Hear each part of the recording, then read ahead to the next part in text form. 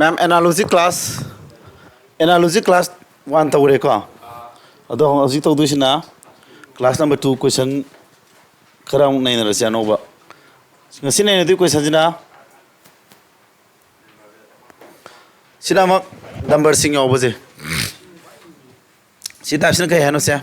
Sida tawdu sina ko. Sida tawdu sina pyramid base number sing je. Si pyramid number home si makoi si mari ma lainai lainari mari du kadai do no kamai lainari du khanga matung sida asian sa khum mo heba yengo sida laina mari si thiga do ne han bada first da kai lainai 20 ga 30 ga 450 natra sida ma to is han ba ya ni je tisinare adu ga tarak ko fol do kana puri ba naina puri re du kya tare me amsa last ki tangam ra tai ko yang khai ga ma pan ga di 450 tai ko adumana sida sakiba pattern dumak sida ju sattaba yade salamani mo 35 ga 25 ga kya no tisnara kya targe 60 tarba 60 to 9 puri idi kya no 540 sumana sigi pattern ani mak se same pattern oi gani and analogy have the kano samana sa kane am na true analogy hai atraja aduna sida question da hai se atai na te munna amung pa agra di mathang pa ro no ko analogy question ta se mai je si disi sing thugai ba dia de ko breaking down 13 into 1 and 3 and then performing mathematical operation on 1 3 is not allowed. Ko kai no yad se digit amale 13 go but number amale re mangon di yori di sing tongan tongan khaido ga puri bi na ba to budu chatna di e basida akoi to sida plus ne minus ne into ne division ne hum mari je mathematical operation mari je akoi to du ne ba atobo machine puri se lokpa tichin ba adum no yad ne ba but pyramid number sigi di sing thugai ba se 13 है बतो 1 अमसुंग मागी 3 है बदी से थुगाय बगी थबक तुदी सिददी यादे हारी को अदुना सिगी रूल जिमा हेपेतंग फावगदौने हान बगी देखो यारबा अदुदी समायना चकिबा पैटर्न से हान बनी तिसिनरगा तारको फॉलो दो 9 पुरी नत्रा अता दि सिगी हान बनी तिसिनर तारा फॉलो 9 पुरी रगा अरोय बे नंबर ताबदी ऑप्शन नंबर क्या दा ताई मैसेंग हमरा ए दा ताबरा ए दा 7 गा 18 गा 8 तौरे क्या तारे 25 नत्रा 25 9 पुरी दी 2 2 5 तारे सुमाना यार बसे ज्ञान तारिबो हैनी को नेक्स्ट मथंग दरि नोय नम ताव ngam mi mo se sidadi question number 2 216 to 15 sidadi yungam ubre umbra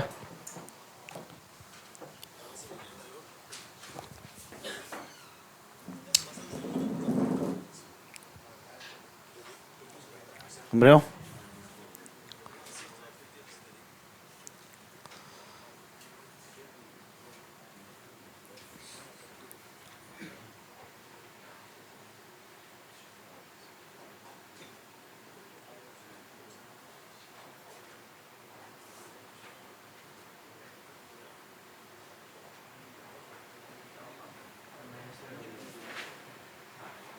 क्या ताने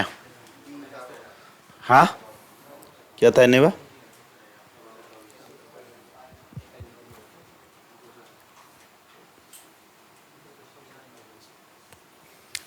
अरोई बनी से ये तौरे देना को अरोई बनी से ये तौरा बा अदुगा ये ना इंटू तौरी को सिना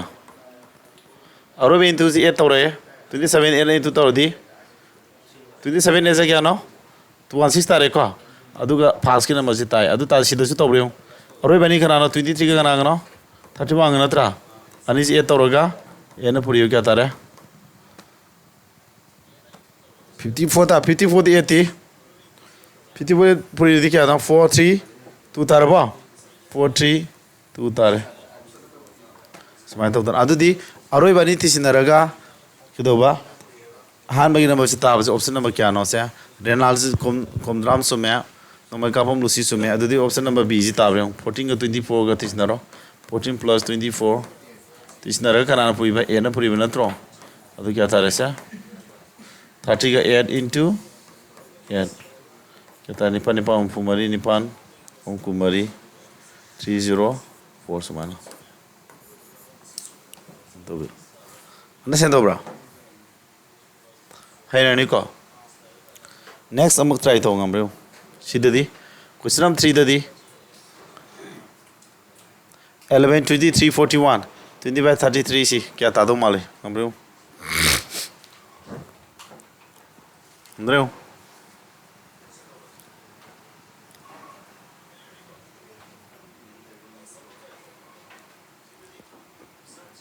amgadra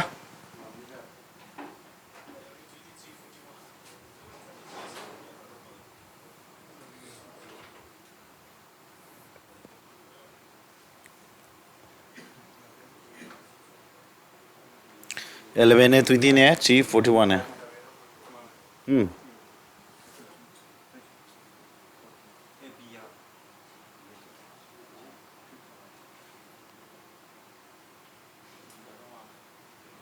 क्या था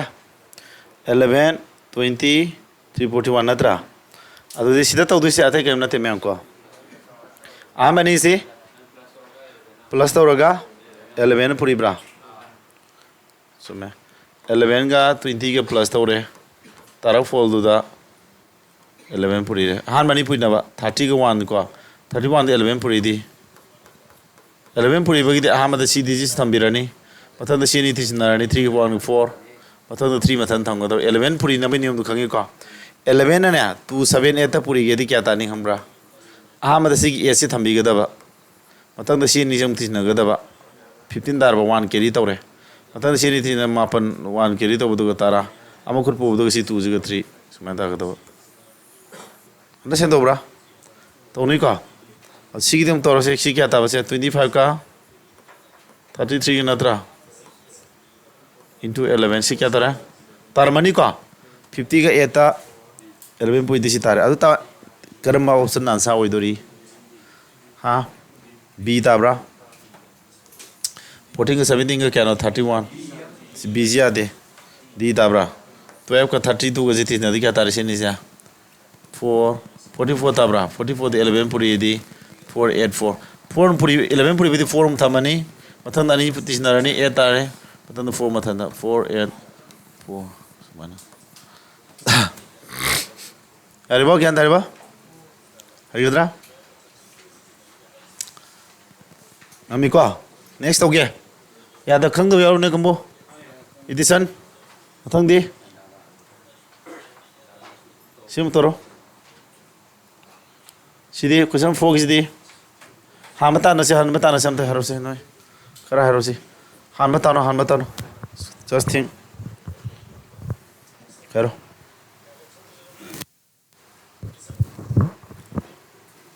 अब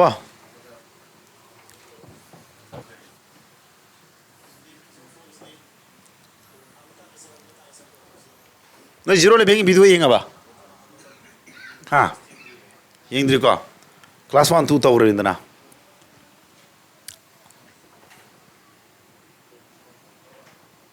तो सीधी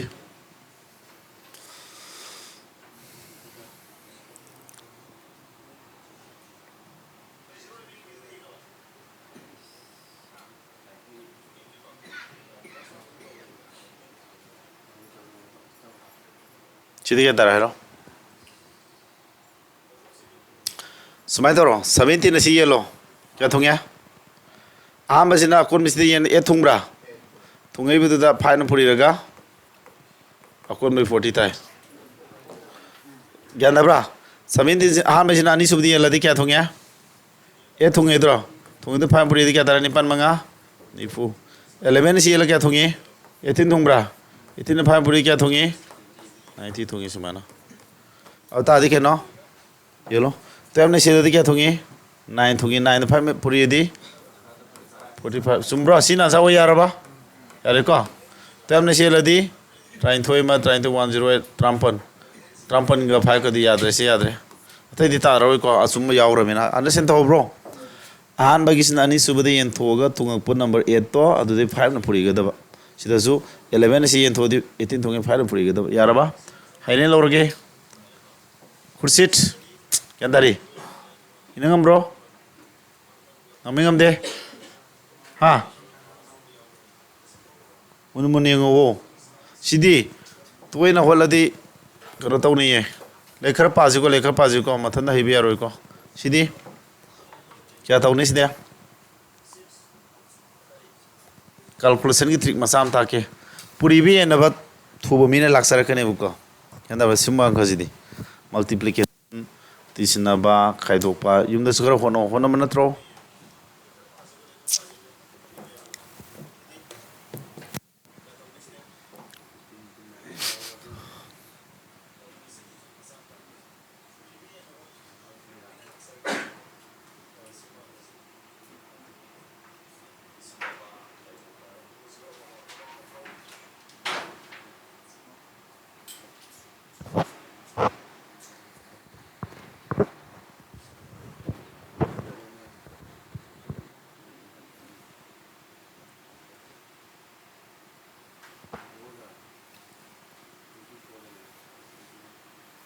रबा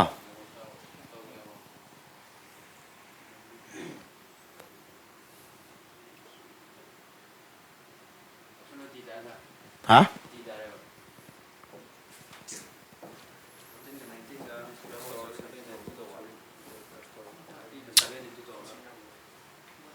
सीधा तो इसे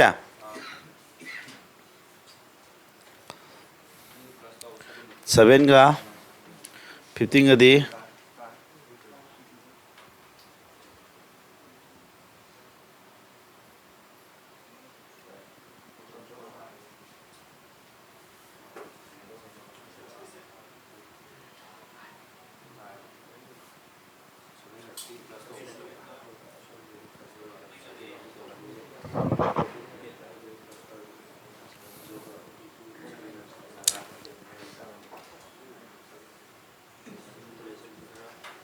क्या ताय बताए ना रोसे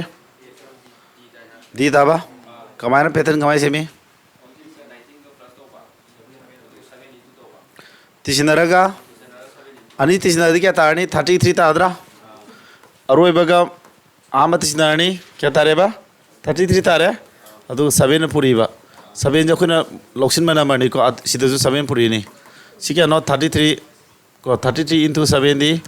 मयागी 231 जे तारे समान पैटर्न जी अदु तादि सिक्या नी तीसनरनी 7 का 15 का 22 दुदा 7 पुरी दी 154 22 into 7 equal to 154 अदु सी पैटर्न जी सपथिरो अदु दी 11 का सिगति लदी 14 के 7 का दी 24 का 7 का दी तारे मेरे को नहीं बता रहे ट्राम नहीं तो याद ऐसे क्या तारा निपान तारे मैं तो याद रहे मापन मंगा मरी निपान सितारे को अब कौन मरी तीसी ना रहो 13 का 17 तीसी ना क्या तारा अदु 7 तीसी ना पूरी दूँ ना त्रो 30 into 7 तारा बो से हाइट में मियाओ ब्रो लाइक रब से हाइट में मियाओ रम दिनु को आई मरम अमक हन है रखे से अखोना तौदु से अते केम नते एनालॉजी है बस चैप्टर नि सिदा सिना दु से सिदा लेरि बसलिबा पैटर्न जिगा सिदा सली पैटर्न जिगा समाना गनी सी पैटर्न जिंग सिना रगा सिदा आंसर पुथुवा बने अंडरस्टैंड दो ब्रो याई कोई ना है जा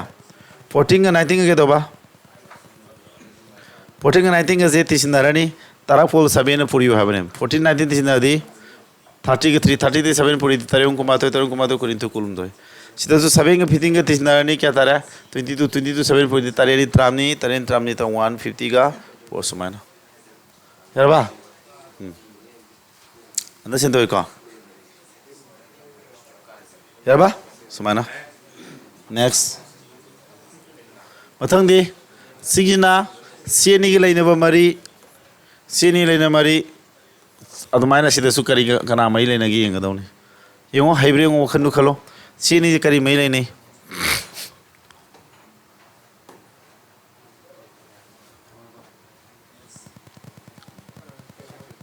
हां अमरेंगो से याम लुबदि ओइदे अमरेंगो से क्वेश्चन खरे आना प्रैक्टिस तो ना बस की क्वेश्चन अदम थाजल लके को नोइदा क्या ताइबा से तो इसे हान बगी नंबर से आर में नंबर से 3 खातो पिरो क्या तारा आम नंबर से के दोनी बा 3 खातो 45 तादरा तारे नंबर दो 9 एन गदबा 3 खातो पमा 9 एन ममा तो दुसी को आम नंबर से 3 खातो नि 45 तारे 45 to 9 एन थोदी सिगी मार पामी पोसे सि थुंगाने यार बसी नि थुंगै सि तार मथंग तोरो अदुदि समाना मोंग द सिजु के तो तारा 30 लेरम से 3 खातो गा 27 ताराबा तारे नंबर के दो तारे 9 थोदी 9 थोदी के दौरे मपलोम कुंतरे क्या तारे तो दिया सी नंबर जी थोंगे अब मैं तो उधर सी तौर 57 के दो तारे 3 का दो नहीं क्या तारे 50 का 4 ताराबा तारे 54 के दो तारे 9 लदी मपन तरो yang kaya ga mari dari ko adu kya thonge sa 6 ta de answer je kya no option number d 6 ta hai ni ko sa sumana yaradro pattern ji munne ngo tu ina thoranga har kani question practice tawna mayam pi gi answer ki yaw na ko yab next tor ba ara mathang di एक का सिंह मरी line बजी सिनी मरी line बजी माना नहीं को थर्टी के सिंह लाइन मरी माना नहीं कमाई तो वैसे हम थारो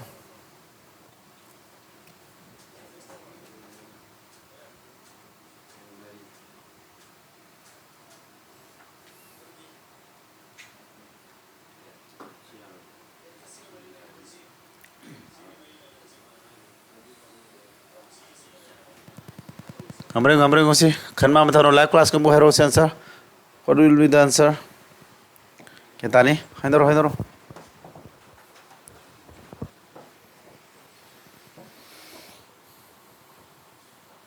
ketani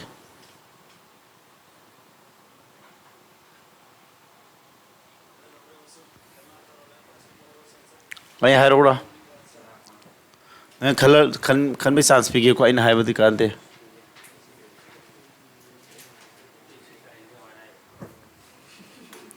Korea.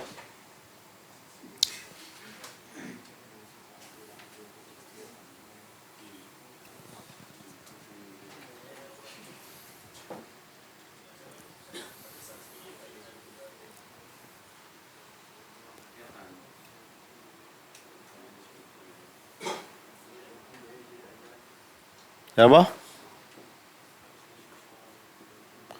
C numbers है अकुर में numbers है 3 and 2 अकुर में numbers 3 and 2 है ना क्या थोंगे थोंगे पो तो क्यूब तो बा तू तो क्यूब तो दी एता दरो देखो अब अंदर सी 12 से 3 and 2 क्या थोंगे 4 थोंगे दरा 4 क्यूब तो क्या ना 64 सी जो 21 से 3 and 2 क्या थोंगे 7 थोंगदरा 7 क्यूब क्या ना 3 4 3 अदुना नोइज के दोतारे अकुर में नंबर 3 ने थोगा तारक को 4 दु क्यूब तो बने को 3 ने थो 7 थोगे 7 क्यूब 3 ने 12 ने थो 4 थोगे 4 क्यूब 64 सी क्यूब आगे तो बने को सी 63 ने थो 2 थोगे 2 क्यूब ती ये तारे समाना अदु तार 64 नोइना परफेक्ट क्यूब से 1 क्यूब 2 क्यूब 3 क्यूब को सीधे से यार में फाजिल लो को 7 क्यूब क्या no 1 cube 1 2 cube 8 3 cube 27 4 cube 64 5 cube क्या नो 1 2 5 6 cube खंग ब्रो 2 1 6 7 cube ती खंग ब्रो 3 4 3 8 cube ती खंग ब्रो 5 1 तो सिमा फुसे लोगो हाई तब साथ 9 cube ती खंग ब्रो 7 2 9 10 cube ती खंग ब्रो सीधी लायर देने 1000 नत्रो 11 cube क्या नो 1 3 3 1 12 cube ती क्या नो मैं 1 1728 13 cube क्या नो 2197 नत्रो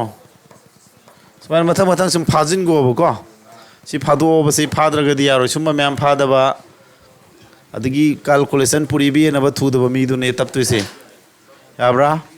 सि वीडियोस पिरानी अदगी आई ऐप लॉन्च तौदोरे को आई ऐप रेडी होरे विजन मणिपुर नको स्टडी एग्जाम प्रिपरेशन ऐप है नको vision Manipur exam preparation app is को going to launch soon ko play store thagapada 4 days kuma sangi hai google na review toraga na yare haraga di thadorani ko kudong sab lo yare takiba classing noina video sing loina available ho lagi amthi nunga halani ko beli thi 1 year pbirani adagi handaki gd gi leiti sonma me sole heba english sole heba thabak di khande ade khanba vacancy yami ngai kudong sab lo hoge khanba Matang से कौरपै chance खितंग नेमना सु लेबनिना खनिंग छात्र सिंगदो अखोई छात्र coaching तौरगा एप्सु सिनारिब छात्र खुदिम की आइना हाइदि exam the हाइतब छात्र याम यावरि सिगी तोंगानबा ꯑꯩꯅ ꯐꯣꯜꯗꯔ ꯑꯃ ꯁꯦꯝꯃꯒꯅꯦ ꯌꯥꯝꯅ ꯇꯣꯏꯅ ꯍꯪꯒꯟꯕ ꯂꯥꯏꯗꯤ ꯂꯥꯏꯕ ꯃꯥꯔꯛ ꯂꯧꯕ ꯌꯥꯕ ꯆꯦꯞꯇꯔ ꯈꯨꯗꯤꯡꯒꯤ ꯀꯣꯏꯁꯟꯁꯤꯡ ꯈꯪꯒꯠꯂꯒ ꯃꯗꯨꯒꯤ ꯑꯩꯅ ꯚꯤꯗꯤꯑꯣ ꯁꯣꯂꯨꯁꯟ ꯇꯧꯔꯒ ꯑꯗꯨꯒꯤ ꯄꯤꯕꯤꯒꯅꯤꯀꯣ ꯑꯩ ꯁꯤꯗ ꯀ꯭ꯂꯥꯁ ꯌꯥꯎꯔꯤꯕ ꯅꯣꯏ ꯈꯨꯗꯤꯡꯃꯛꯀꯤ ꯑꯩꯅ ꯑꯦꯛꯁꯇ꯭ꯔꯥ ꯑꯗꯨꯃꯥꯏꯅ ꯀꯌꯥ ꯈꯔ ꯇꯧꯕꯤꯔꯛꯀꯅꯤ ꯃꯌꯥꯝ ꯀꯔꯤꯝ ꯈꯜꯂꯨꯅꯣ ꯑꯗꯨ ꯁꯣꯜꯂꯒꯁꯨ ꯍꯣꯠꯅꯗꯅ ꯂꯩꯕ ꯃꯤꯗꯤ ꯑꯩꯅ ꯂꯥꯛ ꯑꯦꯛꯁꯇ꯭ꯔꯥ ꯀꯌꯥ ꯇꯧꯔꯁꯨ ꯅꯣꯏ ꯈꯟꯕ ꯉꯝꯃꯣꯏꯕ ꯒ꯭ꯌꯥꯟ ꯇꯥꯕ꯭ꯔꯥ ꯑꯩꯒꯤꯗꯤ ꯅꯣꯏ ꯅꯣꯂꯦꯖ ꯍꯥꯞꯆꯤꯟꯕꯤꯕꯅꯦ ꯅꯣꯏꯅ ꯂꯧꯁꯤꯟꯗ꯭ꯔꯒꯕꯨ ꯀꯃꯥꯏꯅ ꯑꯩꯅ ꯅꯪꯉꯣꯟꯗ ꯄꯣꯠ ꯑꯃ ꯄꯤꯔꯦ ꯁꯤꯟꯅꯔꯦ ꯅꯪ ꯅꯈꯨꯠ ꯇꯤꯡꯊꯣꯛꯇ꯭ꯔꯒꯗꯤ ꯀꯃꯥꯏꯅ ꯄꯣꯠꯇꯨ ꯂꯩꯕꯥꯛꯇ ꯇꯥꯔꯣꯏꯗ꯭ꯔꯣ ꯅꯈꯨꯠ ꯇꯤꯡꯊꯣꯛꯄꯒꯤ ꯊꯕꯛꯇꯨ ꯅꯣꯏꯅ ꯇꯧꯒꯗꯕꯅꯦ ꯇꯤꯡꯊꯣꯛꯒꯗꯕꯅꯤ ꯍꯥꯞꯆꯤꯟꯒꯗꯕꯅꯤ ꯃꯐꯝ ꯆꯥꯅ ꯍꯥꯞꯆꯤꯜꯂꯒ ꯄꯣꯀꯦꯠ ꯑꯍꯧꯕꯗꯨꯗ ꯍꯥꯞꯆꯤꯜꯂꯨꯔꯗꯤ ꯂꯣꯏ ꯇꯥꯍꯧ ꯇꯥꯕ ꯅꯠꯇ꯭ꯔꯥ ꯄꯣꯀꯦꯠ ꯑꯍꯧꯕ ꯄꯨꯔ ꯆꯠꯄ ꯑꯉꯥꯡ ꯈꯔ ꯌꯥꯎꯔꯦꯀꯣ ꯈꯨꯔꯁꯤꯠ ꯄꯣꯀꯦꯠꯇꯨ ꯍꯣꯔꯤꯗꯨ ꯌꯨꯇꯨꯝꯗꯨ ꯐꯣꯠꯆꯤꯜꯂꯨ ꯈꯔ ꯀꯣ ꯒ꯭ꯌꯥꯟ ꯇꯥꯕ꯭ꯔꯥ ꯏꯗꯤꯁꯟ ꯒꯦꯝꯗꯤ ꯁꯥꯟꯅꯗꯕ꯭ꯔꯥ ꯆꯦꯡ ꯈꯨꯝꯃꯣ ꯇꯛ ꯁꯥꯟꯅꯩ ꯌꯥꯝ ꯀꯟꯅ ꯁꯥꯟꯅꯗꯦ ꯑꯗꯨꯃꯥꯏꯅ ꯐꯕꯅꯦ ꯑꯗꯨꯅ ꯆꯦꯡ ꯈꯨꯝꯕꯗꯨꯅꯀꯣ ꯁꯤꯗꯤ ꯍꯥꯟꯅꯗꯤ ꯁꯥꯟꯅꯔꯝꯃꯦ ꯍꯧꯖꯤꯛꯇꯤ ꯁꯥꯟꯅꯗ꯭ꯔꯕ ꯈꯔ ꯁꯥꯟꯅꯔꯤꯕ꯭ꯔꯕ ꯑꯗꯨꯅꯤ ꯑꯗꯨ ꯁꯦꯡꯅ ꯈꯨꯝꯕꯗꯨ ꯑꯩꯅ ꯑꯗꯨꯗꯩ ꯅꯪ ꯀꯩꯗꯧꯕꯩ ꯁꯥꯟꯅꯩꯅꯣ ꯆꯩꯗꯧ ꯅꯠꯇꯦ ꯅꯣꯏ ꯅꯍꯥꯟ ꯁꯥꯟꯅꯗꯤ ꯑꯩꯈꯣꯏ ꯁꯥꯟꯅꯒꯗ꯭ꯔꯕ ꯑꯣꯖꯥ ꯑꯣꯏꯕ ꯊꯕꯛ ꯆꯤꯟꯈ꯭ꯔꯕ ꯑꯩꯈꯣꯏꯅ ꯅꯠꯇ꯭ꯔꯥ ꯀꯣ ꯑꯗꯣ ꯑꯩꯅ ꯍꯥꯏꯁꯦ ꯑꯇꯩ ꯀꯩꯝ ꯍꯥꯏꯔꯣꯏ ꯒꯦꯝꯗꯨ ꯁꯥꯟꯅ ꯋꯥꯔꯀꯥꯟꯗ ꯂꯩ ꯈꯔ ꯄꯥꯊꯣꯛꯁꯤꯅꯦ ꯍꯥꯏꯗꯣꯏꯁꯤ ꯌꯥꯔꯦꯀꯣ ꯁꯤꯗꯤ ꯀꯌꯥꯕ ꯗꯤ ꯇꯥꯕ꯭ꯔꯣ ꯃꯌꯥꯝ ꯒ꯭ꯌꯥꯟ ꯇꯥꯔꯤꯕꯁꯦ ꯇꯧꯔꯤ ꯂꯥꯁꯦ ꯀꯩꯅꯣ ꯁꯤꯗꯅꯦ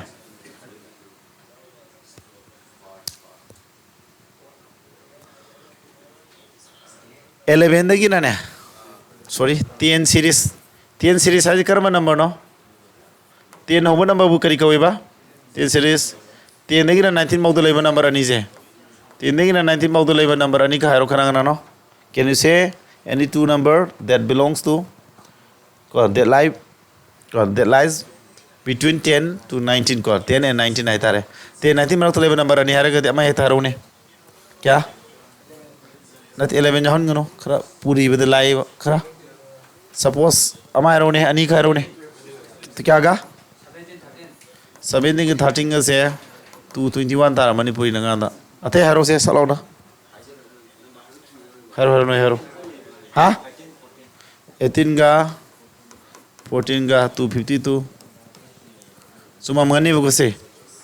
yan dekho ate am haro kya 3 दिन 90 mau lebe number ani puina bene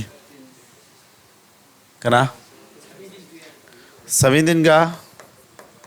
to kana tra 194 ate 204 hare ka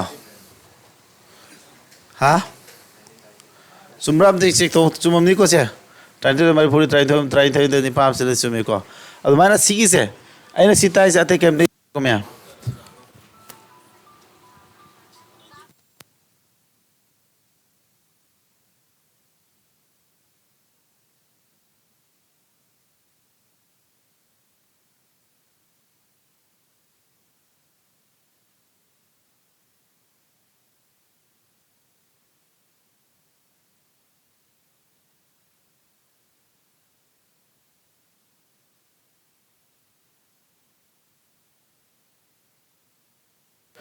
si hauji sangdore ngo sida mai je si 13 ani na tro pui nei ja sida 13 square ne ta di si 13 square ta sida na 13 nga mango ne hingal pa number 14.4 ne puina 4 ne se ko sida sida kana na puina ja 15 ga 15 ga na tro adu sida na 15 ga 16.4 ne adu si sula se puina ba haiba mina di am thun u ne se abra ata di sida kana na puina no se si purpose ko am so era mane ba kana or purpose ko kana yauri ama den jaw sorry purpose ko ama den jaw 17 to 89 na kya no 17 na tro oda sidadi kana oide ba 17 ga 18.4 do kya ta ne ta bane si fula de pa laga sidai na to puri na bi thuna ha gre si khangro ta khra dai ne ta jar mani ko ta khre ko khang da yauri bro yung 17 18.4 ta usi se 10 series ki ni ko atai number gi na te ha ma da ne ani ji tisno mapum loro sina last loro tisna ga da ba kya tare mapum da kai hap ka da bai na ja aman mapum loro amana kari haku de ba 17 ji mapum loro ne amase ke to duno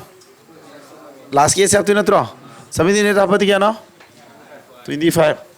natra ꯑꯗꯨꯒ zero ꯑꯃ ꯅꯞꯀꯗꯕ 10 series number ꯑꯣꯏꯕꯒꯤ ꯇꯔꯦꯠ ꯅꯤꯄꯥꯜ ꯀꯌꯥꯅꯣ ꯀꯩ ꯇꯔꯨꯛ ꯍꯧꯖꯤꯛꯀꯤꯗꯣ ꯑꯃꯈꯛ ꯍꯥꯏꯔꯛꯀꯦꯀꯣ ꯅꯣꯏ ꯒ꯭ꯌꯥꯟ ꯇꯥꯍꯧꯗꯕꯁꯨ ꯌꯥꯎꯔꯝꯅꯤ ꯑꯍꯥꯟꯕ ꯁ꯭ꯇꯦꯞꯇ ꯑꯃꯅ ꯃꯄꯨꯝ ꯂꯧꯕꯤꯔꯅꯤꯀꯣ 17 ꯑꯃꯗꯨꯅ ꯂꯥꯁꯀꯤ ꯂꯧꯔꯅꯤ ꯇꯤꯁꯤꯅꯣ 17ꯗ ꯂꯥꯁꯀꯤ 8ꯁꯦ ꯍꯥꯞꯆꯤꯜꯂꯗꯤ ꯀꯌꯥꯅꯣ 20ꯒ 5 ꯇꯥꯏꯀꯣ ꯖꯤꯔꯣ ꯑꯃ ꯍꯥꯞꯆꯤꯟꯒꯗꯕꯅꯤ 10 ꯁꯤꯔꯤꯁ ꯑꯣꯏꯕꯒꯤꯀꯣ ꯑꯗꯨꯗꯤ ꯀꯌꯥ ꯇꯥꯔꯦ 25ꯗ ꯖꯤꯔꯣ ꯍꯥꯞꯆꯤꯜ 250 ꯇꯥꯔꯕ ꯑꯗꯨꯒ ꯇꯥꯔꯛꯏꯕ ꯐꯣꯜꯗꯨꯗ ꯑꯔꯣꯏꯕ ꯗꯤꯖꯤꯠ ꯑꯅꯤ ꯄꯨꯏꯅꯕꯒꯤ ꯐꯣꯜ 7 8 56ꯁꯦ ꯍꯥꯞꯆꯤꯟꯒꯗꯕ ꯌꯥꯔꯦꯀꯣ ꯑꯗꯨ ꯇꯥꯔꯗꯤ 306 ꯇꯥꯔꯝꯃꯅꯤꯀꯣ ꯁꯤ ꯑꯗꯨ ꯅꯠꯇꯕ ꯑꯇꯣꯞꯄ ꯅꯝꯕꯔ ꯑꯃ ꯍꯥꯏ ꯉꯁꯥꯏꯅ ꯄꯨꯏꯅꯒꯗꯤ 18ꯒ 14ꯒ ꯀꯌꯥ ꯇꯥꯒꯦ 252 ꯍꯥꯏꯕ ꯅꯠꯇ꯭रो ꯑꯃꯨꯛ ꯆꯦꯛ ꯇꯧꯁꯤ 18 14 ꯄꯨꯏꯅꯕ ꯃꯇꯝꯗ ꯃꯄꯨꯝ ꯂꯧꯔꯅꯤ ꯍꯥꯏꯗꯥꯏꯅꯦ 18 ꯀꯅꯥꯗ ꯊꯤꯖꯤꯟꯅꯅꯤ 18ꯒ 4ꯒ ꯊꯤꯖꯤꯟꯅ ꯀꯌꯥ ꯇꯥꯔꯦ 22 ꯇꯥꯕ꯭ꯔꯥ ꯖꯤꯔꯣ ꯑꯃ ꯅꯞꯅꯤ ꯍꯥꯏꯗꯥꯏꯅꯦ 22ꯗ 10 ꯁꯤꯔꯤꯁ ꯖꯤꯔꯣ ꯑꯃ ꯅꯞꯄꯦ ꯑꯗꯨꯒ ꯂꯥꯁꯇ ꯃꯇꯥꯏ ꯊꯪꯕ ꯑꯅꯤ ꯅꯤꯄꯥꯜ ꯃꯔꯤ 132 ꯊꯤꯖꯤꯜꯂꯛꯄꯅꯦꯕ 2 5 2 ꯇꯥꯕ꯭ꯔꯥ ꯌꯥꯝ ꯊꯨꯅ ꯍꯥꯏ ꯌꯥꯗ꯭ꯔꯣ ꯑꯗꯨꯏꯗꯤ ꯑꯗꯨꯃꯥꯏꯅ ꯁꯤꯒꯤꯁꯤ ꯈꯪꯉꯗꯤ ꯌꯥꯝ ꯊꯨꯅ ꯂꯥꯏꯗꯣꯏꯅꯤ ꯑꯗꯨꯅ ꯁꯨꯝꯕ ꯃꯆꯥ ꯃꯆꯥ ꯃꯌꯥꯝꯅ ꯈꯪꯅꯗꯕ ꯇ꯭ꯔꯤꯛ ꯅꯣꯡ ꯌꯥꯝ ꯈꯪꯕ ꯃꯤꯁꯤꯅ ꯃꯌꯥꯝꯅ ꯍꯩꯔꯒꯁꯨ ꯃꯌꯥꯝꯗꯩ ꯅꯣꯏꯅ ꯈꯤꯇꯪ ꯍꯥꯟꯅ ꯃꯌꯥꯝꯗꯩ ꯈꯔ ꯊꯨꯅ ꯍꯩꯕ ꯍꯦꯟꯒꯅꯤ ꯍꯥꯏꯕꯁꯤꯅꯦꯕ ꯑꯩ ꯍꯥꯏꯅꯤꯡꯉꯤꯁꯤ ꯂꯥꯏꯔꯤꯛ ꯍꯩꯕ ꯆꯠꯅꯗꯦꯀꯣ ꯍꯧꯖꯤꯛꯀꯥꯟ ꯊꯕꯛ ꯑꯦꯛꯖꯥꯝ ꯊꯥꯕꯁꯦ ꯍꯩꯕꯗꯒꯤ ꯃꯊꯛꯇ ꯄ꯭ꯂꯁ ꯊꯨꯕ ꯍꯥꯏꯕ ꯑꯃ ꯍꯥꯞꯆꯤꯜꯂꯛꯀꯗꯣꯏꯅꯦꯕꯀꯣ 100 ꯃꯤꯇꯔ ꯔꯦꯁ ꯅꯣꯏꯅ ꯍꯧꯖꯤꯛ ꯁꯤꯐꯥꯏ ꯁꯪ ꯍꯣꯠꯅꯕꯗ ꯂꯝꯖꯦꯜ ꯌꯥꯝ ꯆꯦꯟ ꯍꯣꯠꯅꯩꯗ ꯑꯗꯨꯅꯤꯀꯣ ꯑꯅꯤ ꯑꯅꯤ ꯍꯦꯟꯒꯠꯂꯒ ꯈꯥꯏꯗꯣꯛꯑꯒ ꯑꯗꯨꯁꯨ ꯇꯥꯏꯁ ꯌꯥꯏ ꯆꯨꯝꯃꯤ ꯌꯥꯔꯕ ꯃꯌꯥꯝꯁꯦ ꯁꯨꯃꯥꯏꯅ ꯑꯩ ꯋꯥ ꯑꯃ ꯍꯥꯏꯒꯦ ꯑꯩꯅ ꯍꯥꯏꯔꯤꯁꯤ ꯅꯠꯇꯕ ꯑꯅꯗꯔ ꯋꯦꯁꯨ ꯂꯩꯀꯣ ꯁꯨꯃꯥꯏꯅ ꯑꯩꯅ ꯁꯨꯃꯥꯏꯅ ꯍꯥꯏꯔꯦꯀꯣ ꯑꯅꯗꯔ ꯑꯃꯁꯨ ꯎꯔꯦ ꯁꯤ ꯑꯅꯤ ꯗꯤꯐ꯭ꯔꯦꯟꯁ ꯀꯌꯥꯅꯣ क्या खेने हम 13 खेनब्रा मबानी खेनब 13 से स्क्वायर तौबीरो क्या तारे अदुगा अहान महीना मजू होइगदब सीनी जी क्या खेने मबानी क्या खेने 15 खेनद्रा अदु खेने 15 से स्क्वायर क्या नो क्या 225 और तादी सिदा लेबा नंबर अनिदुगी खेनबदो अदुगी स्क्वायर ओइदुनेबा परफेक्ट स्क्वायर ओइदु नत्रो परफेक्ट स्क्वायर 289 जदु मोरमनी 289 ओइरे मबानी क्या खेने हो 17 खेनद्रा 17 स्क्वायर जो तुम 289 ने यारे को अदुना परफेक्ट स्क्वायर तुम तादोरे परफेक्ट स्क्वायर से तादोरे मैं अदुना कोई परफेक्ट स्क्वायर खंगजिलु को स्क्वायर वैल्यू से क्या 5 बनोय हां 20 बा 25 पर फजलु को यानी मैं याम फाबना दि फाबने 25 दि कंपलसरी होगिदनी 25 26 27 30 बो नक्सिले को 25 फार दि नोइ तो केदोनी 26 नक्सि 26 फजलो नते 25 फार दि के दोबा 30 ने 30 बो फजलो क्या 26 27 28 29 30 30 दि लारम निदा 33 स्क्वायर क्या नो 9 अदु 0 गी अनीम गापसे लगा 900 लाइद्रा अदु 30 बो सिलारे को दुदिया 30 बो लाइदि 40 बो फादो यारे को 40 लारम गनी 40 स्क्वायर क्या नो मनी में टाटू नत्रा 0 ने गापसे क्या दरा लाइरद्रा अदु 40 लाइदि 60 बो इरा लाइ बने बाबू कमायना यारे केसी हाबदी 40 स्क्वायर खंगदी सी नत्रो अदु 41 स्क्वायर दि मथंदो फॉर्मेट अमा लेबा 16 नत्रसे अदु सेनि तिना फोन क्या दायम थारो 40 41 सिनादी 81 दाब्रा अदु सिदे 81 हापसलदि 1681 42 स्क्वायर दी 42 स्क्वायर दी क्या नो 1681 नता 16 जामे हेंगलगा क्या 17 81 से कना स्क्वायर 9 स्क्वायर नत्रो सिदा दुना मंगोंदि अमा हंदबा 8 स्क्वायर लानी 8 स्क्वायर क्या नो 64 हाइनी को पैटर्न अमा लेबने को से 43 स्क्वायर के नो से आई पैटर्न माय पैटर्न है दुनी को 17 दगे मा 17 दगी से आई कमाई तौ थेने गया गंदा कोना परफेक्ट स्क्वायर याम फानो होनरा का सुम नै नरोबदा थेंगनबने इथो सिमा पुसानाबदन पैटर्न अमा ताबदगी आइदि सुमाय नोंगाइ सिमा पुये तारे को 17 दे अमा हेंगलदि क्या नो 18 नत्रा सिन 8 स्क्वायर दि क्या स्क्वायर रनी 7 स्क्वायर 49 मसाना हाइरानी सिदि नोय येंद्र झारानी से हरो क्या लाने हरो से हरो 19 लानी 7 स्क्वायर दी 6 स्क्वायर क्या तारा 36 लद्रा अदि येंद भेरो 45 स्क्वायर दी 20 46 स्क्वायर दी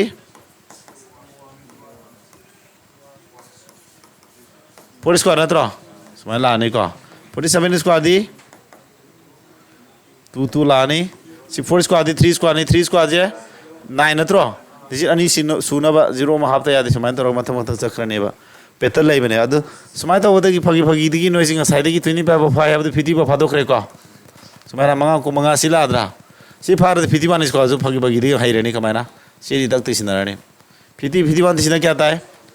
साम आमा नत्रा साम आमा तो सीधा आपसे लो साम आमा आपसे लदी 2601 तारा मनी नत्रा सिवे खंगी तादी 52 स्क्वायर दे मंगा साई पेटर्न नंबर लाने 26 तो हमें हैंग लगा 27 सीधी 01 आज 1 स्क्वायर नत्रो मतलब 2 स्क्वायर दी डिजिट अनि सुनबा 04 इरानी मतलब 53 स्क्वायर दी नहीं हाई रहने हारो 27 दो क्या लानी 28 2 square 3 square लादी 9 नत्रो 9 डिजिट नहीं सुनने वीरानी 54 square क्या लानी हाँ तुझे लानी सीधी क्या लानी 4 square क्या लानी 16 सुमान मथम मथम सकरनी 55 square नहीं लारानी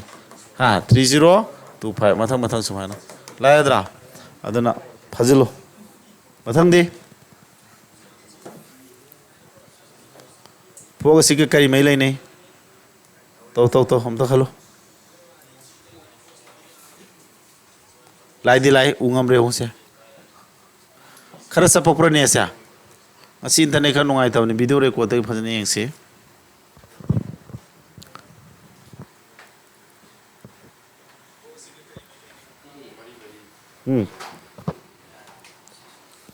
उरबा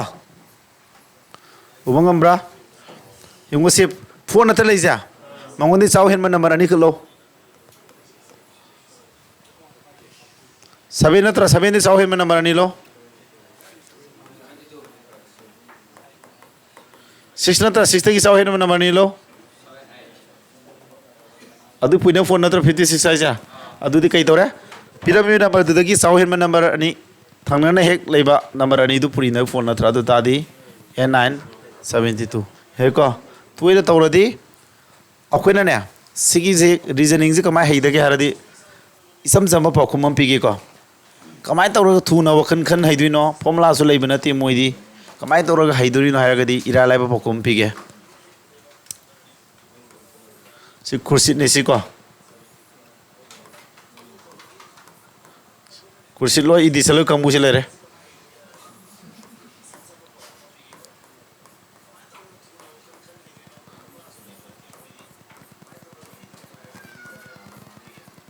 सिकना कामुने हमरा अखोना वखन खन मत माइ कै म्याम दगी वखन जि तखन जिले मरम दि क्वेश्चन मखल सुम म्याम जे नै नगी बनिना अदुसु लैबनी अदुसु ओयाबा लैबनी अदुसु लैबनी नकल म्याम दे वखन खले पुनिना थुनु ngमेबा अदु नत्रो अखंग है म्याम मना अहल ओजा गुरु म्याम मना मोइन पिरपु मोती एक्सपीरियंस म्याम दुना मरम मोर कांदा फजा पौतान पिथलिदो अदुनी सिना यंग ओइरिबा खंबु नौरिबा वखन मा कई अमदगी उंगम जदबा अदुगिनी अदु क्वेश्चन मयाम क्वेश्चन मयाम होला कांदा एक्सपीरियंस लेर कांदा सी स्टेज लाने मथं मथं योरकिने सी इदिसन नो स्टेज रसा इदिसन स्टेज करम खलो सीडी और मरे खंगे को समाना उरकिने सीडी फॉर्मुला लेतेबा तोइना क्वेश्चन याम होला कांदा माइकई मयाम दे वखन खन बहिरकिने को अदुना मोर एंड मोर प्रैक्टिस तौसेबा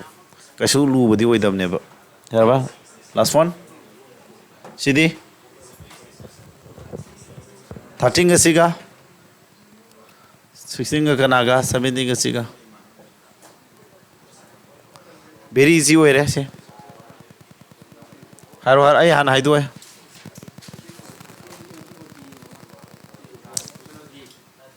दी ताब्रा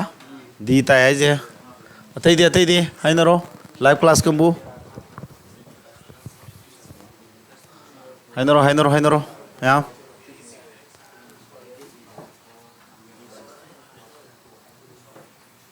हेरो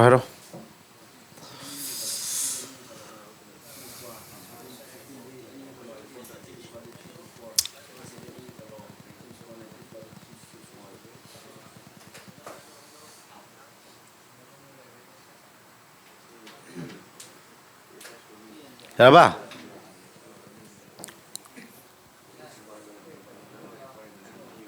Kenapa? Situ isi ya. Hama number sedikit ani hingga leko. Adugi purpose ko ane. 15 square na tro. 16 dagi ani hingga lani adu purpose ko adi kya tara. 18 square adi 3 2 4.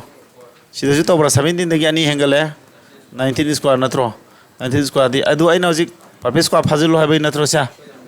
Sida hangi purpose ko ajin na 25 out the faram adi. Hayang 25 tagi hen ma amge haram adi. ꯑꯗꯨꯅ ꯌꯥꯝ ꯐꯔꯦ ꯃꯦꯀꯥꯅꯦ ꯍꯥꯏꯕꯀꯣ ꯌꯥꯔꯕ 이디선